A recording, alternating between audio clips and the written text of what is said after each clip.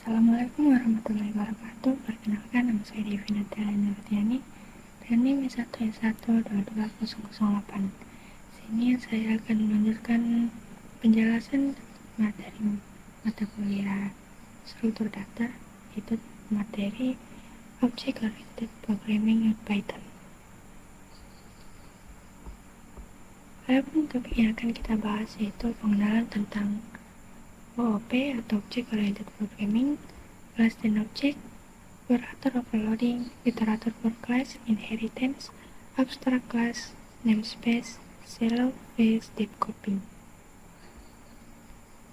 Apa itu Object Oriented Programming atau OOP? OOP adalah pendekatan untuk memodelkan benda-benda yang ada di dunia nyata seperti misalnya mobil, motor atau rumah, dan hubungannya dengan atau antara benda lain, misalnya dengan siswa atau guru, perusahaan dan karyawan. Dengan kata lain, OP ini memodelkan entitas dunia nyata sebagai objek perangkat lunak dan mengatur hubungan antar entitas mereka. Mengapa kita membutuhkan OP? OP bertujuan untuk memberikan kualitas pada program perangkat lunak.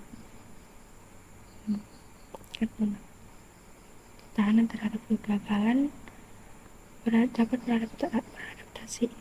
Kode berukuran besar dapat dengan mudah kita adaptasikan untuk mengakomodasikan perubahan baru. Kemudian reusability atau dapat digunakan kembali. Baris kode yang sama dapat kita gunakan kembali dalam beberapa aplikasi dengan sedikit usaha. Bagaimana OOP mencapai tujuannya? Yaitu dengan enkapsulasi. Enkapsulasi adalah mengikat data dan metode secara bersama-sama dan membatasi aksesnya dari luar. Kemudian ada modularitas. Modularitas ini merupakan komponen perangkat lunak yang berbeda, dibagi menjadi unit fungsional yang berbeda, warisan. Dan ada abstraksi yang menyediakan antarmuka yang sederhana dan intuitif sambil menyembunyikan detail implementasi. Ini memudahkan kita untuk memahami dan menggunakan kode kelas abstrak. Dan ada pengembangan perangkat lunak, yaitu yang pertama ada desain, implementasi, testing and debug, top down, mematikan, bottom up, pengujian, testing, debugger, breakpoint atau breakpoint, print statement, pernyataan cetak. Kode yang dilindungi dalam conditional atau dibentuk di atas akan dieksekusi ketika Python dipanggil langsung pada modul itu, namun tidak ketika modul diimpor untuk digunakan dalam proyek perangkat lunak yang lebih besar.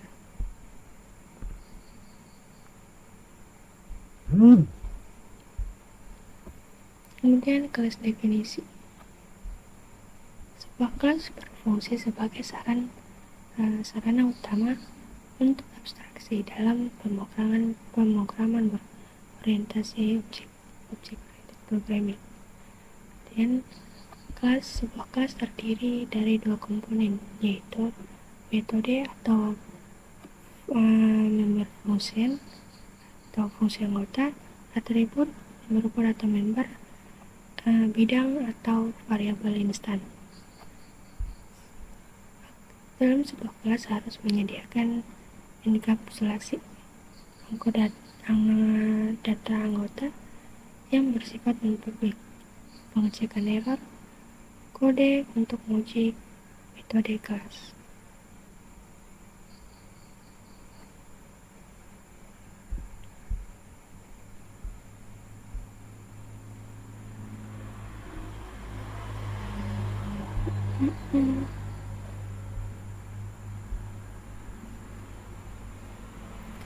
Selanjutnya, kelas dan objek.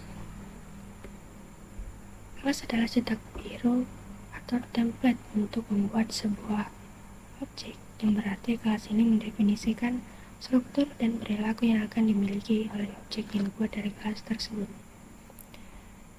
Kemudian it binds data and method together. Kelas mengikat data atribut dan metode fungsi secara bersama-sama, yang mana ini adalah salah satu prinsip utama dalam OOP, di mana data dan operasi yang dapat dilakukan pada data tersebut disatukan dalam satu entitas atau satu kelas. Dan ini is the constructor which is called when an object is inset. Kode ini adalah metode khusus dalam Python yang berfungsi sebagai sebuah konstruktor.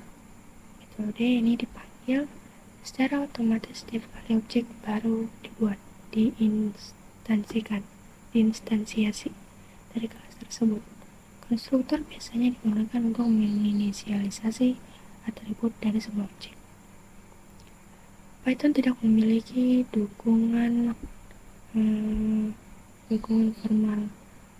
bawaan untuk kontrol akses formal seperti yang ada di bahasa seperti Java atau C++. Misalnya kata kunci public, private, dan protect. Kemudian meskipun tidak ada kontrol akses formalnya, Python memiliki konvensi untuk melindungi data. Nah, di sini itu anggota atau atribut atau metode yang namanya diawali dengan satu garis bawah tunggal yang dianggap sebagai pelindung atau protect. Berarti anggota tersebut seharusnya tidak akses dari luar kelas kecuali oleh class. Kemudian private data member name start with double underscore. Anggota yang namanya diawali dengan dua garis bawah dianggap sebagai private, yang berarti anggota tersebut seharusnya hanya diakses dalam kelas itu sendiri. Ini kita lanjut ke operator overloading. Operator overloading adalah teknik di mana kita mendefinisikan ulang perilaku operator standar seperti tambah, kurang, kali, atau sama dengan, dan menggunakan fungsi bawaan seperti len,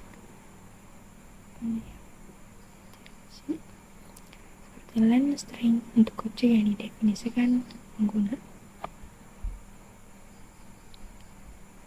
The standard operator provides different functional for different operands. Ini menjelaskan bahwa operator tambah memiliki perilaku berbeda tergantung pada operannya. Misalnya, tambah melakukan penambahan untuk angka 1 tambah 2 dengan yang hasilnya itu sama dengan 3. Tapi untuk string, penambahan melakukan penggabungan seperti hello tambah world yang hasilnya nanti menjadi hello world. Pada gambar ini, sini ada A sama dengan student 1, B sama dengan student 2, di mana A dan B ini adalah objek dari kelas student 1 dan student 2. Tim A atau B mengilustrasikan tentang bagaimana kita ingin operator tambah ini berperilaku ketika digunakan antara dua objek student ini. Tanpa operator overloading, ini akan menyebabkan error, tapi dengan overloading kita bisa mendefinisikan perilaku yang masuk akal, seperti membuat tim yang baru yang terdiri dari kedua siswa.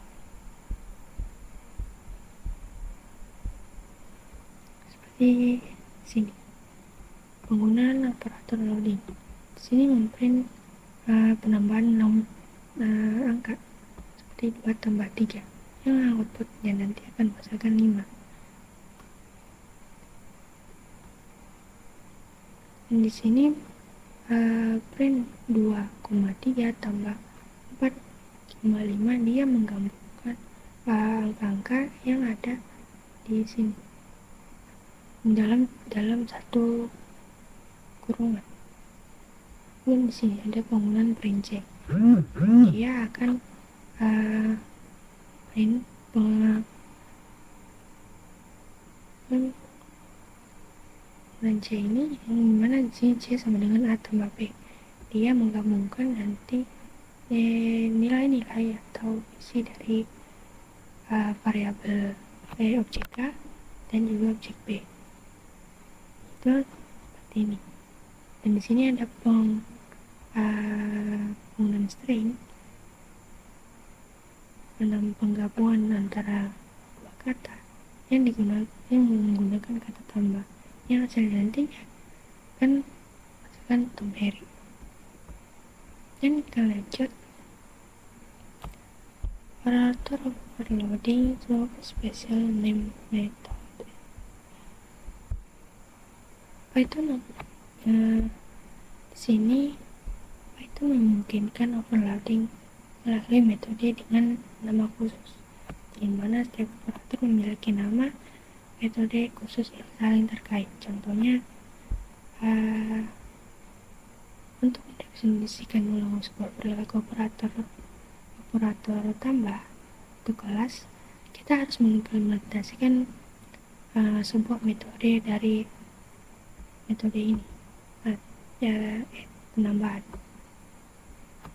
Kemudian operator overload yang menunjukkan bahwa bukan hanya operator tapi juga fungsi bawaan dapat di overload.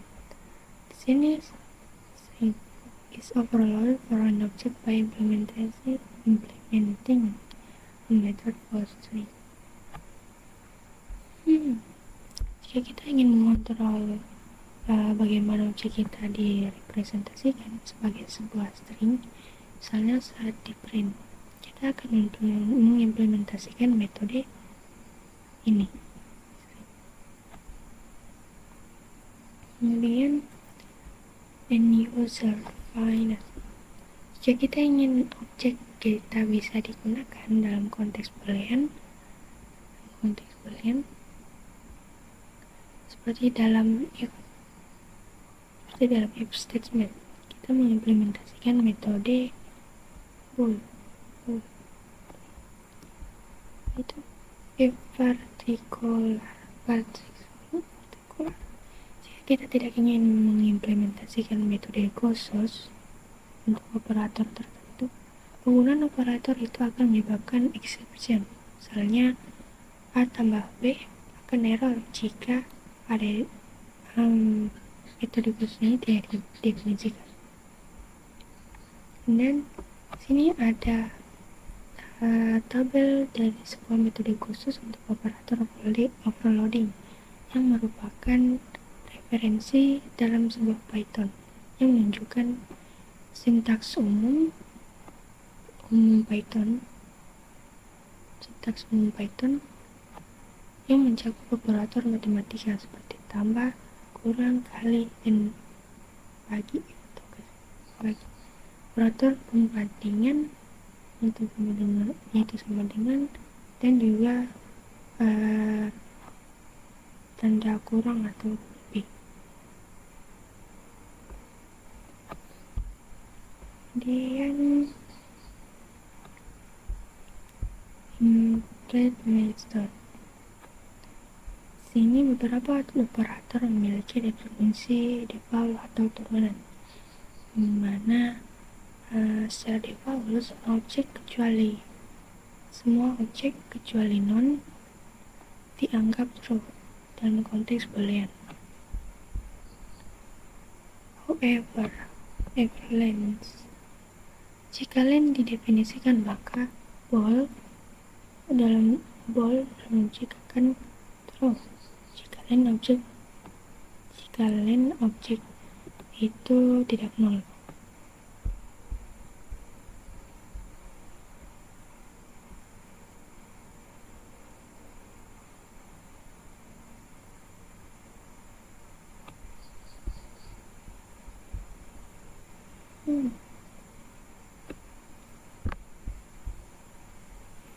Ini lanjut ke pembahasan selanjutnya itu iterator for class. Iterator ini adalah definisi dasar dari iterator. Sebuah iterator adalah objek yang memiliki metode next. Ketika next dipanggil, maka iterator mengembalikan elemen berikutnya dalam sebuah urutan. Jika tidak ada elemen lagi, next memunculkan exception stop iteration. Ini yang memberitahu pada Python, misalnya dalam output, bahwa iterasi harus berhenti. Kemudian di sini ada dua pendekatan untuk membuat kelas iterator, yaitu dengan menggunakan generator sintaks next dan iter, dan pendekatan implicit dengan mengimplementasikan len dan get item.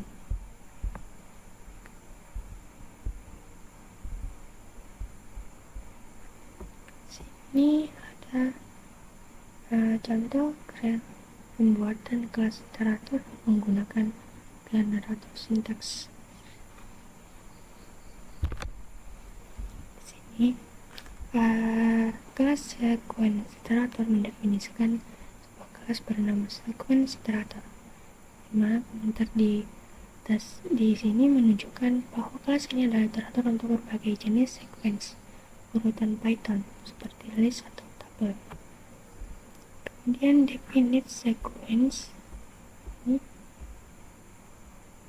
definite sequence merupakan konstruktor kelas yang menerima argumen sequence dan menyimpannya dalam atribut self-sec yang memungkinkan iterator untuk mengingat urutan yang akan diiterasi. Self-k diinisialisasikan sama dengan -1 yang akan digunakan sebagai indeks. Kemudian def next self ini adalah metode kunci untuk sebuah iterator, mana setiap kali melakukan next dipanggil pada iterator atau implicit dalam move for. Metode ini yang dipanggil dengan self-k tambah +1 menambah indeks untuk pindah ke elemen berikutnya. Kemudian if self-k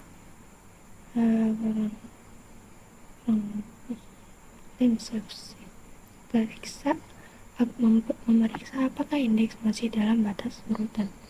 Setelah itu, jika iya, maka elemen akan dikembalikan pada indeks tersebut. Raise stop iteration. Jika tidak, kita telah mencapai akhir urutan dan memunculkan stop iteration untuk memberitahu Python bahwa tidak ada lagi elemen. Setelah itu deflator self. Metode ini dipanggil ketika iter dipanggil pada objek atau implicit dalam for. Ia harus mengembalikan objek yang memiliki metode next, dimana di sini mengembalikan self, yang berarti kelas ini sendiri adalah iterator. Dan ini adalah data list contoh yang akan kita iterasi. Setelah itu for in sequence iterator data. Ini adalah for yang menggunakan sequence iterator ketika loop ini akan dijalankan. Dimana sequence iterator data ini membuat objek iterator baru, dan for secara implicit memanggil iter pada objek ini yang mengembalikan objek itu sendiri. Kemudian for berulang kali memanggil next pada iterator sampai stop iteration dimunculkan. Setelah itu memprint cetak setiap elemen yang dikembalikan oleh next, hingga hasilnya adalah berupa data-data list data tadi.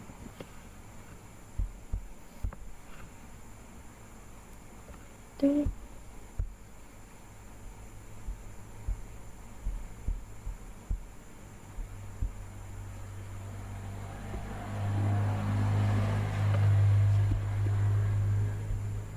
Find a scene of implementation of Python function. Ini hanya komentar yang menunjukkan bahwa kelas programming di atas mirip dengan series bawaan Python. Ini memungkinkan untuk mengeksekusi perulangan for pada rentang tertentu. Ini adalah contoh implementasi kelas ring yang mana komentarnya menjelaskan bahwa ini adalah kelas yang meniru range bawahan. Sini tab init self start non step 1. Ini adalah konstruktor kelas seperti rank. Ia menerima 1 hingga 3 argumen. Mana start merupakan nilai awal, stop nilai akhir, dan step langkah antara nilai-nilai di bawah 1. Dan setelah konstruktor melakukan beberapa pengecekan dengan memastikan step tidak penuh, menangani kasus khusus di mana hanya satu argumen yang diberikan dianggap sebagai stop, dan menyimpan nilai start, stop, dan step. Then length cell menghitung panjang dari rank yang memungkinkan len R, di mana R adalah objek rank, dan kita hitung self A memungkinkan akses elemen dengan indeks seperti R, K. Ini juga mendukung indeks negatif seperti pada list Python. Kemudian sini range.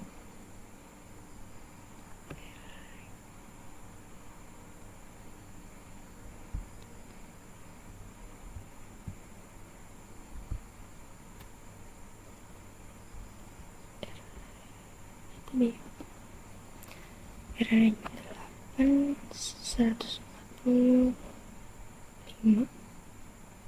Itu lebih ini mencetak angka dari 8 ke 140, tidak termasuk dengan langkah 5, sehingga outputnya adalah yang bagian pertama ini, mana step angka 5 lebih besar dari sebelumnya, berarti sebelum 140. Kemudian for in rank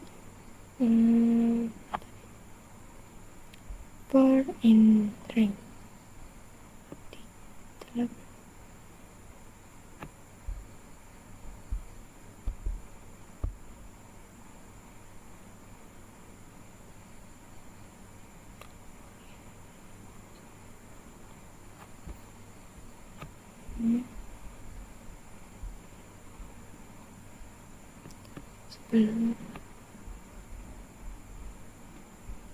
140. Kita lanjut ke bagian inheritance.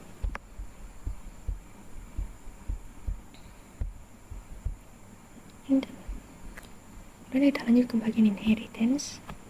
Sini menjelaskan bahwa cara alami untuk mengorganisir komponen perangkat lunak adalah secara hierarkis. Kemudian yang kedua, fungsi-fungsi abstrak yang mirip dikelompokkan bersama secara bertingkat. Yang ketiga, abstraksi bergerak dari yang spesifik ke yang lebih umum saat kita bergerak naik dalam hierarki.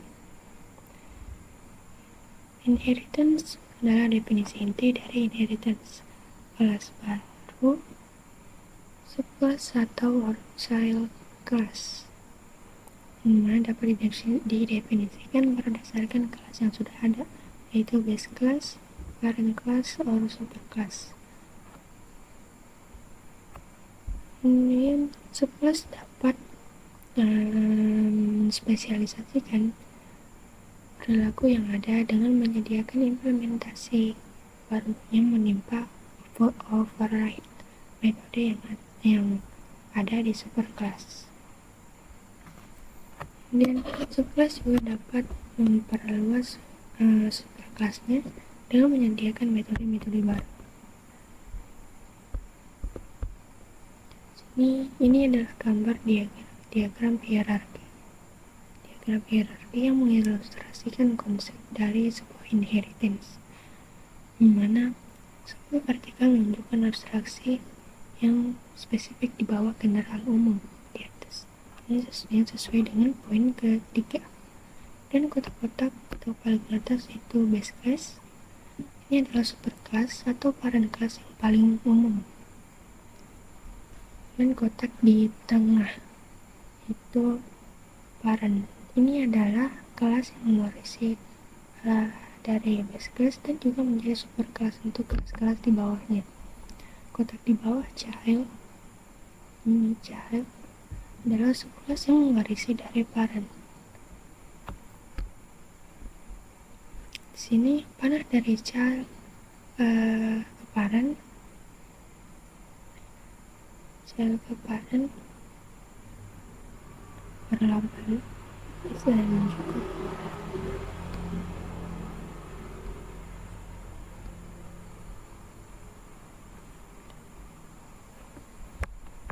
ini ada contoh Python hierarchy exception types.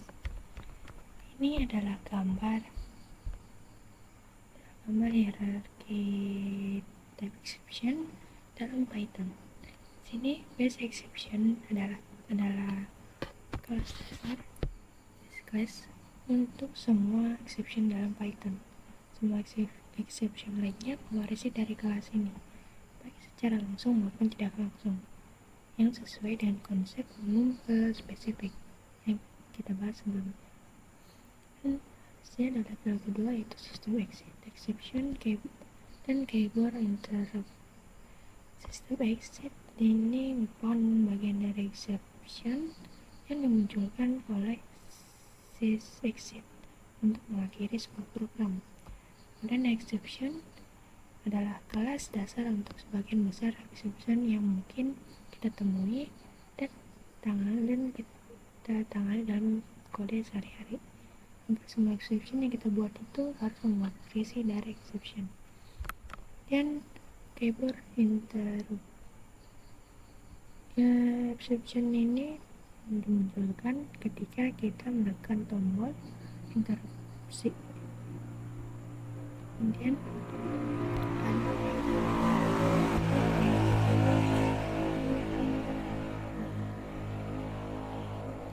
Kemudian ada value error, lookup error, dan arithmetic error.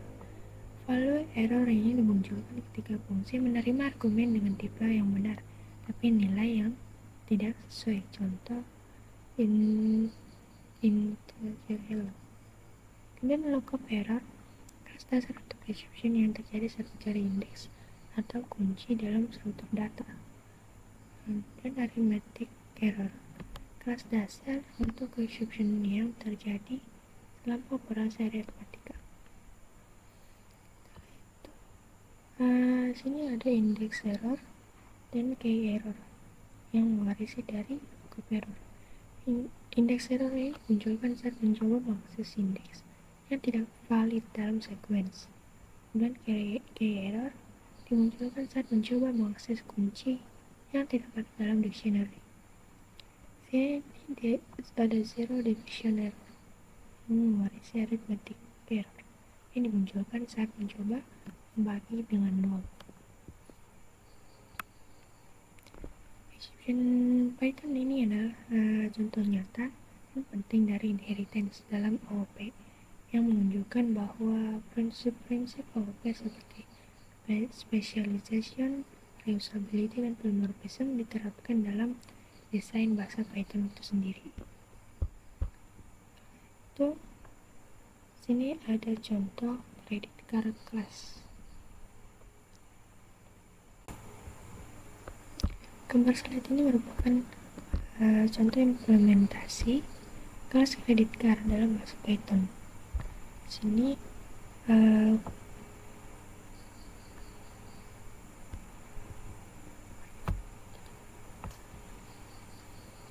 ada kode kelas credit card. Konstruktor init menginisialisasikan objek credit card dengan atribut customer, bank, account, dan limit.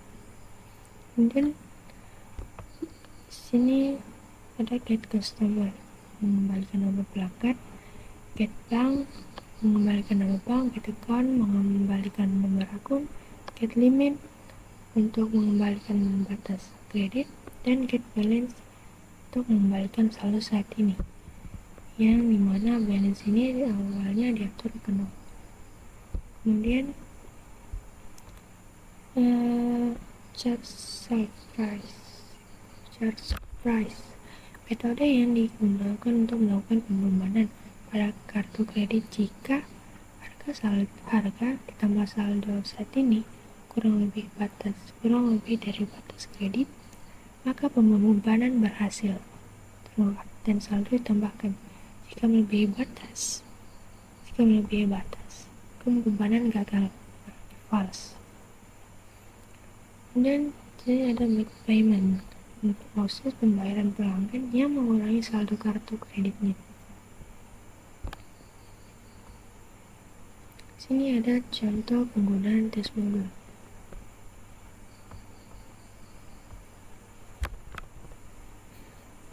Sini membuat sebuah wallet tempat untuk menyimpan beberapa objek kredit card dengan menambahkan 3 objek kredit card ke dalam wallet dengan informasi pelanggan yang berbeda-beda.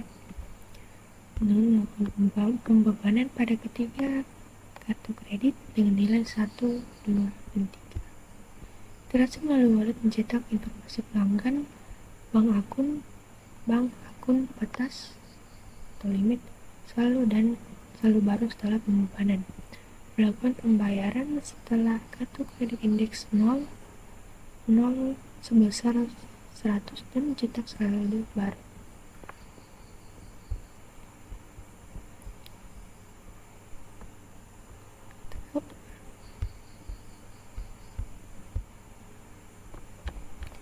Sini adalah hasil outputnya, dimana penjelasan untuk kartu kredit pertama indeks 0 dalam wallet. Perbedaannya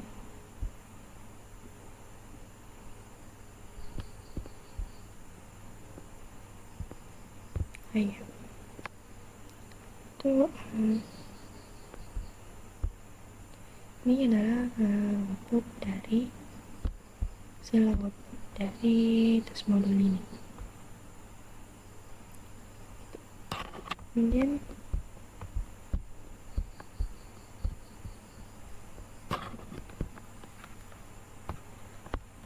sini ada tes value fungsional, membuat akun baru untuk pelanggan, mengambil data terkait pelanggan, membebankan biaya ke kartu. Pelanggan dapat melakukan pembayaran untuk memelihara saldo kartu. Biaya tidak boleh melebihi batas kartu. Selanjutnya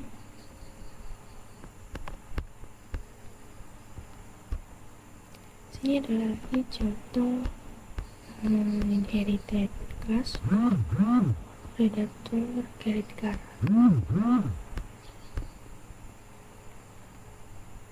Sini ada definite. Saya memanggil konstruktor kelas induk untuk menginisialisasikan atribut dasar dan menambahkan atribut baru, APR, annual percentage rate untuk bunga. Dan charge, memanggil charge dari kelas induk jika gagal karena melebihi batas, akan menambahkan denda sebesar $5 ke saldo. Dan proses mount merupakan metode baru yang menghitung dan menambahkan bunga bulanan ke saldo jika ada saldo positif.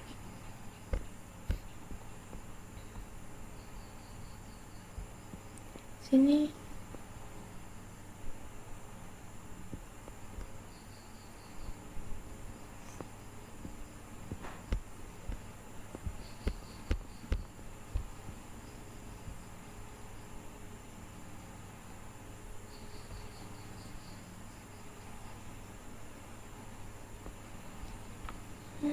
Sini dalam kelas credit card bill itu ada customer, bank account, balance, dan limit.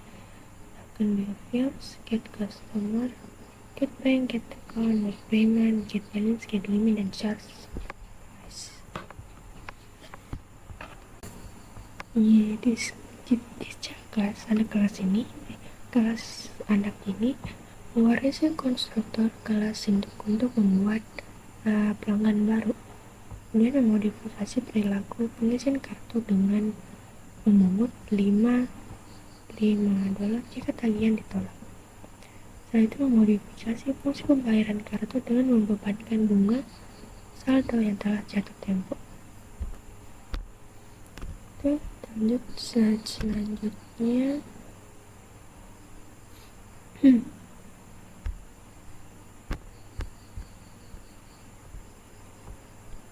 Dan selanjutnya di sini kita lanjut ke slide selanjutnya. Contoh lain dari inheritance itu progression. Slide ini memperkenalkan tentang contoh lain dari pewarisan menggunakan konsep progression atau urutan angka. Struktur pewarisan yang digambarkan seperti ini. Sini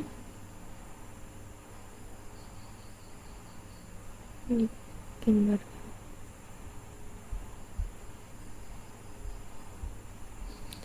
sini base class kelas dasar berdasarkan urutan umum, yaitu menggunakan sintaks generator next iter untuk menyediakan kemampuan iterasi. Ini yang berarti objek progression dapat digunakan dalam nawar dan membuat 3 kelas turunan baru yang memperluas kemampuan kelas dasar. Sini ada kelas turunan child classes dari progression, itu ada arithmetic progression, geometric, dan Fibonacci progression. Arithmetic progression ini merupakan urutan aritmatik yang menambahkan increment tetap ke tiap sukunya. Misalnya seperti 2, 4, 6, 8 dengan penambahan 2 di setiap angkanya. Kemudian ada geometric progression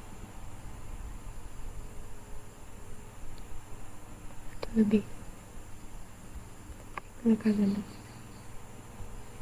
Dan ada geometric progression.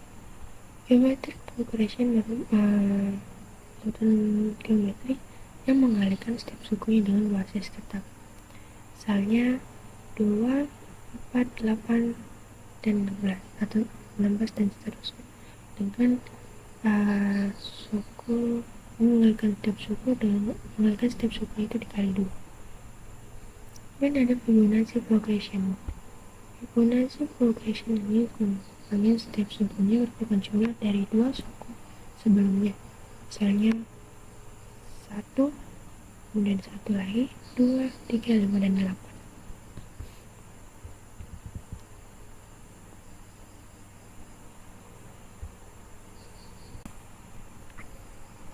Kita lanjut ke slide selanjutnya.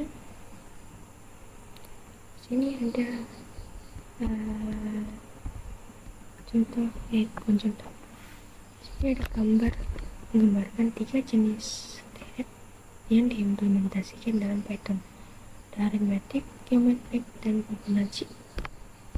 Sini arithmetic progression itu dengan definisikan arithmetic progression, konstruktor init self increment 2 start sama dengan 0 diinisialisasikan dengan nilai di awal increment 2 dan nilai awal 0.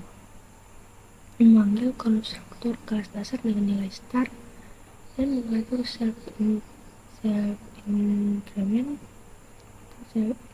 ke nilai increment yang diberikan. Metode advanced self mengoperate metode dalam kelas dasar. Setelah itu terbaru nilai setting yang menambahkan increment self pengembangan self-increment. Sehingga output yang dihasilkan adalah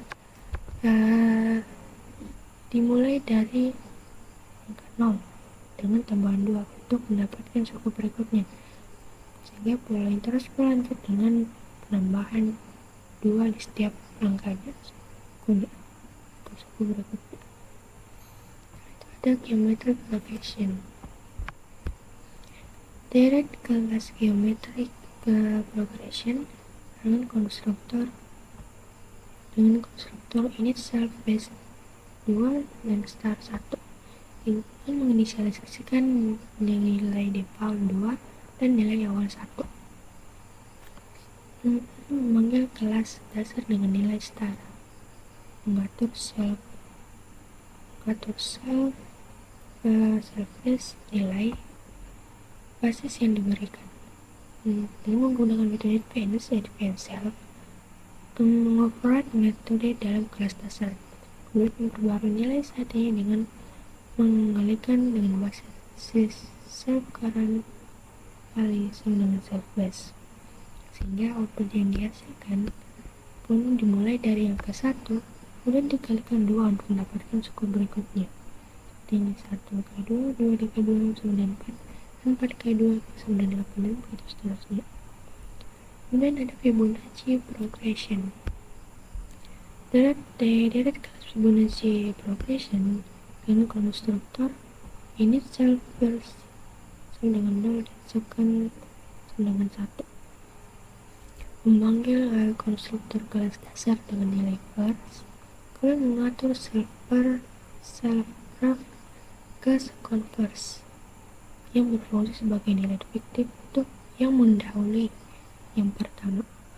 Kemudian metode advance self mengoperate metode dalam kelas dasar dan perbarui nilai saat ini ke jumlah dari dua nilai sebelumnya, self current sama dengan self current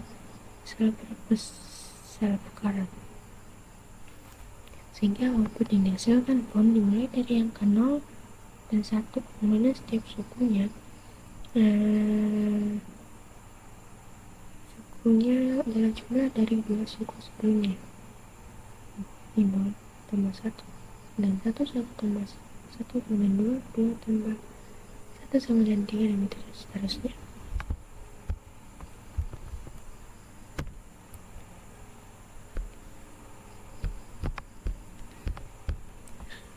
Child class modification.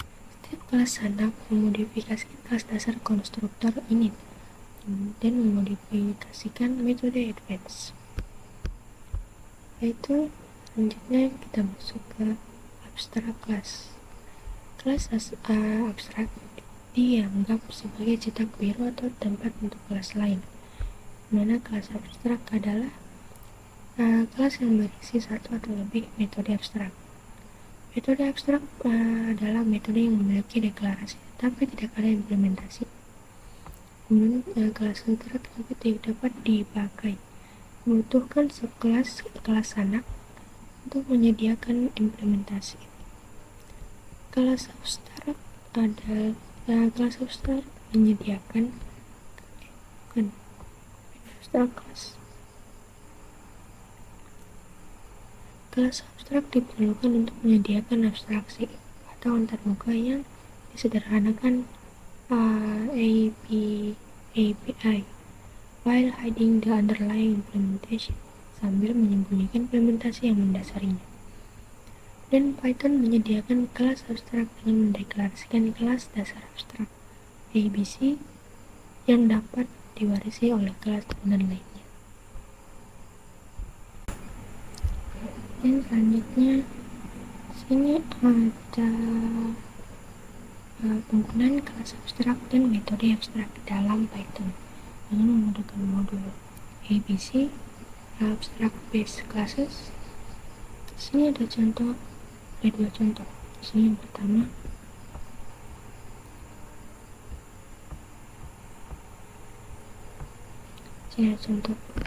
penjelasan kelas dasar. Animal yang merupakan kelas abstrak karena mewarisi dari ABC. Metode abstrak Moore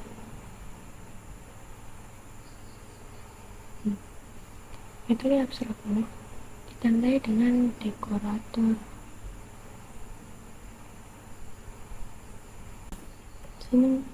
Animal yang merupakan kelas abstrak karena mewarisi dari ABC. Metode abstrak Moore ditandai dengan dekorator Gmail abstrak method.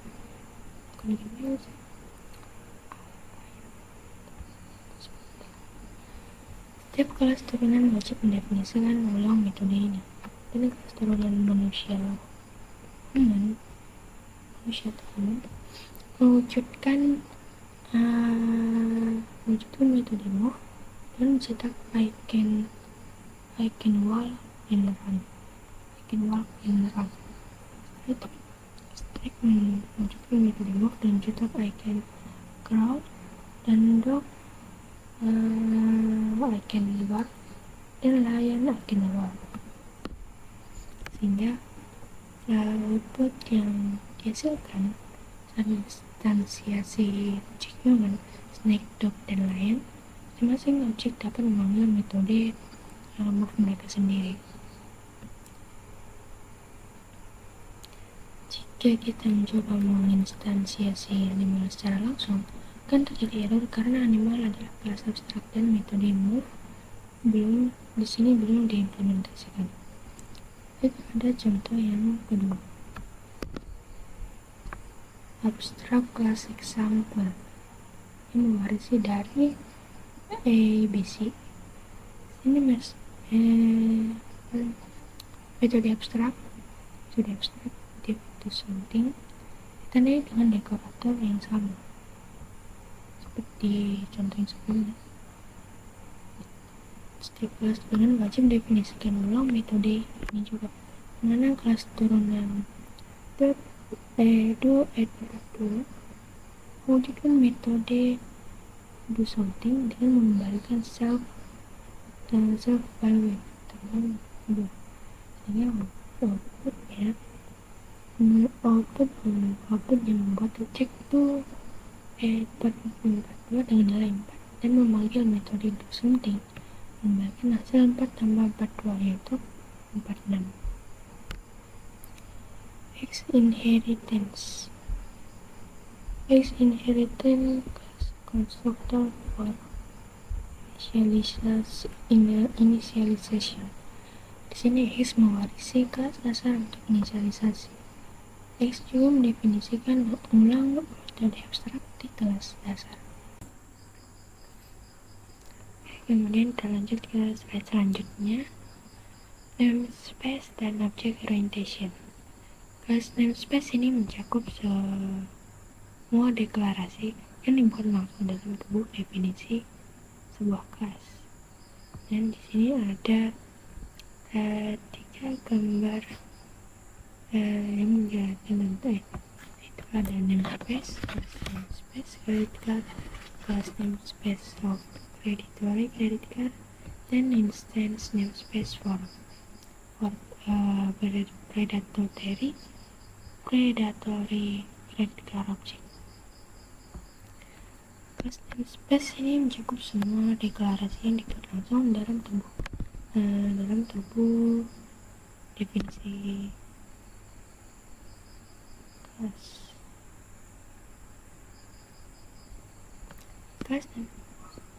kelas namespace versi semua metode dan atribut yang didefinisikan dalam tubuh kelas. Metode seperti init, charge, dan get balance adalah bagian dari namespace. Namespace kelas credit card mencakup metode untuk mengakses informasi pelanggan, mulai dari informasi pelanggan, bank, akun, dan saldo, serta melakukan pembayaran dan memeriksa batas kredit. Ini adalah contoh atribut dan metode dari kelas namespace. Dan di sini ada kelas namespace of predatory credit card. Dimana setiap objeknya dari kelas memiliki namespace sendiri yang menyimpan nilai aktual dari atribut objek tersebut. Misalnya instant predatory credit card yang memiliki atribut seperti customer, bank, account, balance limit, dan APR, dan ini spesifik ada di pembahasan sebelumnya, dan yang menampilkan atribut dan metode yang didefinisikan dalam kelas predatory credit card yang merupakan subkelas dari credit card. Ini juga adalah contoh atribut dan metode dari kelas namespace. Contoh di sini ada instance namespace, bukan dari bagian predatory credit card yang mewarisi dari credit card, tapi juga menambahkan atau mengoperate beberapa metode. Namespace kelas predatory credit card mencakup semua yang ada dalam credit card ditambah metode tambahan atau yang lupa dengan menampilkan atribut dari suatu instance predatory credit card. Ini juga adalah contoh atribut dan metodenya. Dan kita lanjut ke selanjutnya. Di sini ada kita masuk ke topik shallow dan deep copying. Perbedaan metode untuk copying data ada aliases, shallow copy, dan deep copy. Aliases atau alias adalah dua atau lebih nama yang mengacu pada objek yang sama dalam sebuah memori. Ketika satu nama diubah, perubahan tersebut juga terlihat melalui nama lain karena mereka menunjuk ke lokasi memori yang sama. Di sini ada contohnya, ada Palette dan Wormtongs. Kemudian shallow copy membuat salinan baru dari objek tetapi tidak mereplikasi objek yang berada di dalam objek tersebut. Untuk objek kompleks seperti daftar yang berisi daftar lain, shallow copy hanya menyalin referensi ke objek-objek dalam daftar asli. Dan deep copy juga membuat sebuah salinan baru dari objek dan juga mereplikasi semua objek yang berada di dalam objek tersebut, yang berarti bahwa perubahan pada objek dalam salinan tidak akan mempengaruhi objek lainnya, objek asli. Sini ada sebuah gambar, yaitu gambar dari daftar warna, list of colors. Mana gambar ini menunjukkan sebuah daftar list yang berisi beberapa warna intensitas masing-masing warna dalam bentuk angka. Para warna ini memiliki atribut seperti red, green, dan blue dengan nilai intensitas yang berbeda-beda. Alias dua variabel Wormstone dan Palette, keduanya mengacu pada objek daftar list yang sama dalam sebuah memori, yang berarti kedua variabel ini adalah alias satu sama lain karena keduanya menunjuk ke lokasi memori yang sama. Kotak besar pada tuliskan list ini adalah objek daftar di memori. Kedua warna ini menunjukkan Wormstone dan Palette bahwa Wormstone dan Palette menunjuk ke objek daftar yang sama. Kotak di bawahnya menunjukkan isi dari daftar, yaitu warna dengan intensitas masing-masing.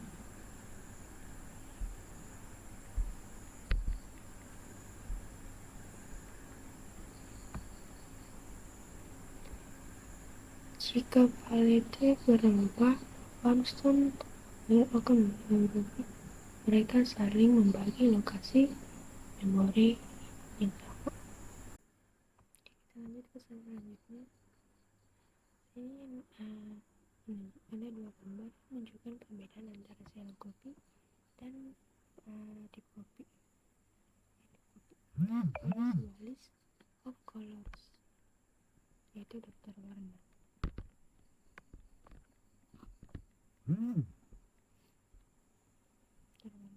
Pada sisi kiri, sebuah sel copy dibuat dengan menginisialisasikan palette sama dengan list warm tones yang menciptakan daftar baru palette yang mereferensikan elemen-elemen yang sama dengan warm tones.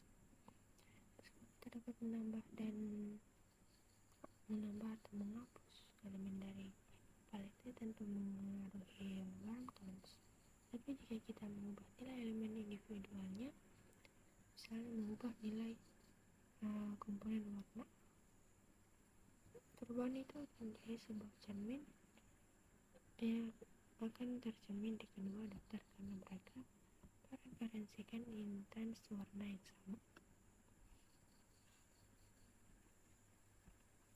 Dan di sisi kanan ini adalah sebuah deep copy yang dibuat dengan palette sama dengan deep copy warm tones, menciptakan salinan lengkap dari warm tones, termasuk salinan terpisah dari setiap elemen dan sub-elemen yang direferensikan.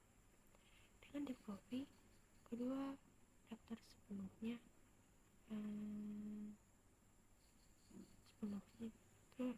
independen dan dapat dimodifikasi tanpa mengaruhi satu sama lain, termasuk mengubah nilai komponen warna individu. Ini ada penjelasan di bawahnya.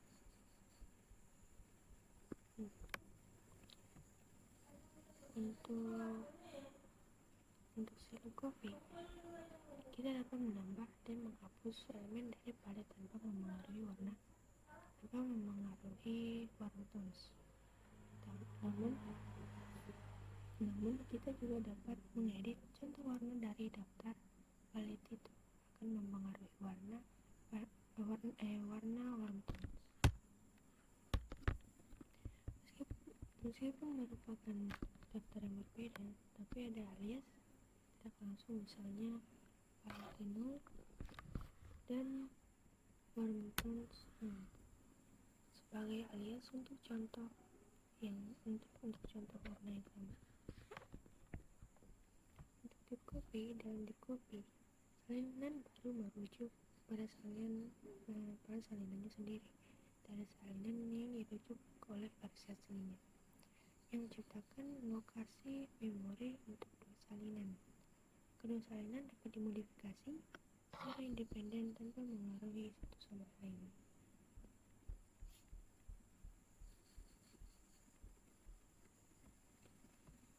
Dan kita sampai pada bagian slide terakhir, yaitu ringkasan dari modul yang telah kita bahas. Ini yang pertama, apa itu OOP dan mengapa diperlukan. Pada pembahasan sebelumnya, bagian yang pertama, OOP adalah pendekatan pemodelan benda dunia nyata dan relasinya sebagai objek perangkat lunak, yang mana OOP memberikan kualitas ketahanan, adaptabilitas, dan penggunaan kembali pada program perangkat lunak melalui enkapsulasi, modularity, dan abstraksi. Bagaimana cara membuat kelas dan objek?